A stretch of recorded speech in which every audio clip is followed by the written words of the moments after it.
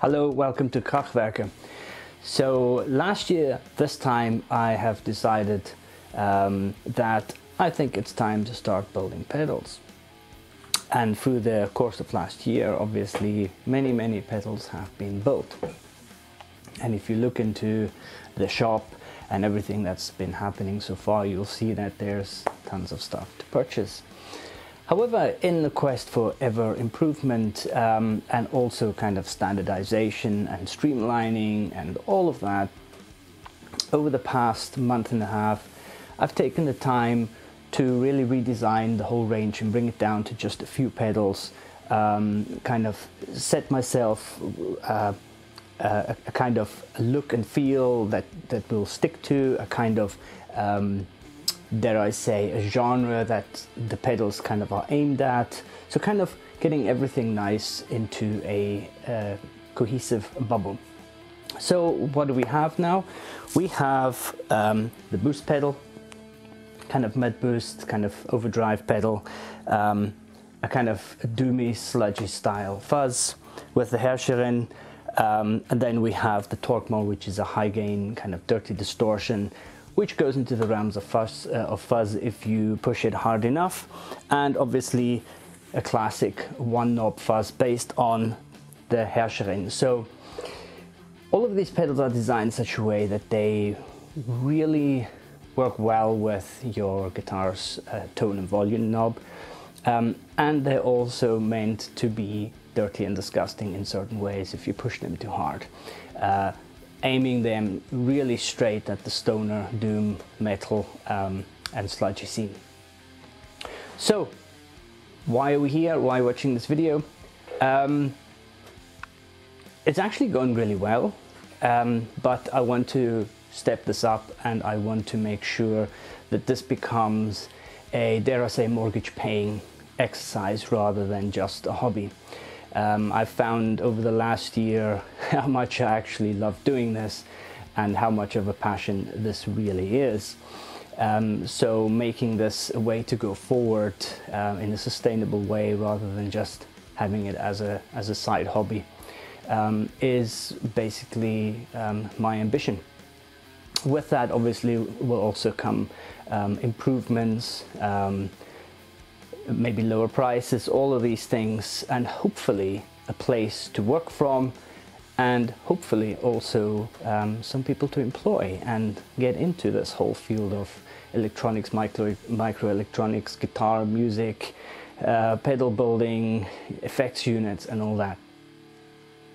So what I've done is I've created a whole bunch of pedals that are currently online. There will be links below that you can actually see them. But this video is more about actually trying to promote the whole idea of getting some funds in. Now you'll notice by all the donations that are actually requested, none of them really are just about give us some money and you get nothing in return. In fact, they all have a value to them. So you'll either get a t-shirt, a pedal, some impulse responses that I've made last year, things like that, and at a slightly discounted price. The whole idea with this exercise is to raise cash quickly so that we can reinvest it into parts, into building, into buildings possibly, and all that sort of thing. Now there's obviously quite a few ways that you can help this out. One is obviously by subscribing and registering and following and liking and sharing the kind of videos that we do. The other one is to, if you are inclined to buy pedals, then have a look at what we have to offer. There's also kind of lower tiers where you get maybe a t-shirt or some IRs or the Krachwerke music catalog from now until the end of days. And there's also possibility of getting discount coupons if you don't want to donate directly to Indiegogo or through Indiegogo, but you actually want to buy straight off the shop. So as I would suggest in any case ever, that if anybody that runs a small shop, runs an online business, does arts and crafts, boutique stuff, I would say rule of thumb is always see if they have their own website that you can purchase off, rather than the likes of Reverb or eBay or anything like that, because they keep so much more of the money, and it really helps them out. So you have a couple of options if you wish to help me grow the business. Please look at the options of donations, and like I said, they're not really donations, they are in fact more purchases than they are. The one caveat is that anybody that donates, purchases anything through the Indiegogo site, there will be the waiting time for that to be produced, delivered and shipped to the end of the campaign, which is around 2 months. If you cannot wait that long, please don't hesitate to go straight to our online shop. Links below that you can purchase these items. The only thing is, obviously, they will not be at the more discounted rate. So another quick overlook of what we're trying to do. This is the range. The last two really are the one knob fuzz pedals. So none of these are based on anything. This is not like, oh, this one is based on a I don't know, LPB, and this one is based on this sort of distortion. These are all basically from scratch units, and I urge you to please look at the demo videos if you want to have an idea of what they sound like, because that's the only real way of getting an idea of what they're like. So I'll give you another quick, a bit more in-depth overview. They all have the same form factor, the same chassis, the same idea with having 3 knobs and a selector switch.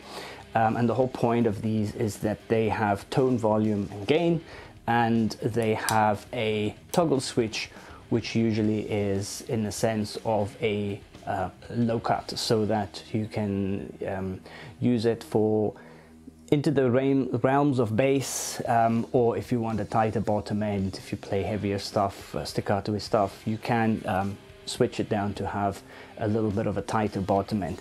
They usually are all the same.